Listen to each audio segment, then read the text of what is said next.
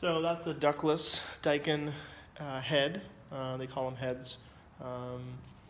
That's a 12K, 12,000 BTU ductless system. A lot of people are curious about these because they are reported to be very efficient and have a pretty good lifespan.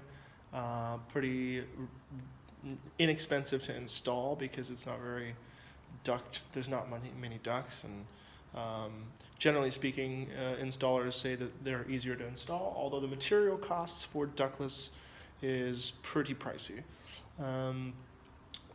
For new house construction, it all depends on the openness of the floor plans and how you design how many heads, how the air is going to move, and positioning the exterior condensers. There's a lot of things to factor in. This is I'm just going to make a few videos probably. It's really important to get some professional help when it comes to correctly sizing your home and deciding if it makes sense to do this with a new construction, particularly.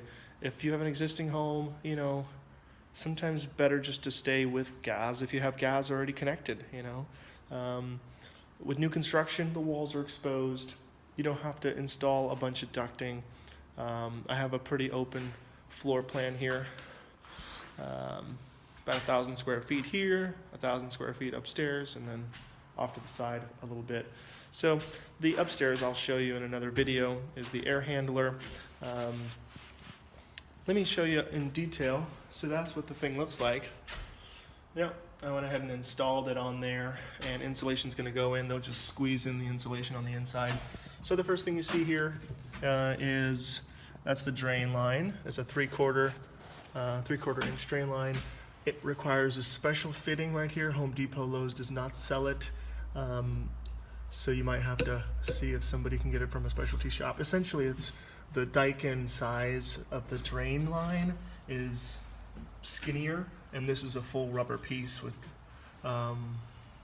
anyways, it just has a good fit. And then these drains, you just go a 90-degree angle, and then you shoot it out on the outside, and just essentially just collects condensation, barely drips. You want to put these on test, fill the drain pan inside to ensure that there's no leaks.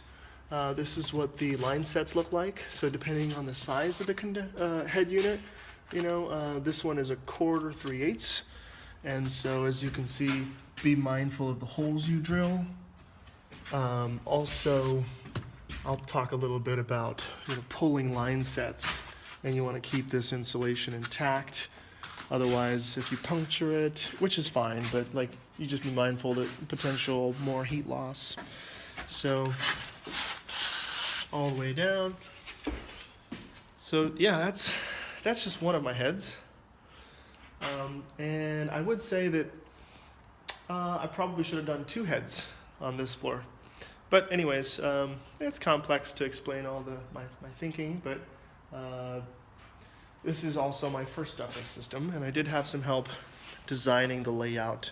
Let me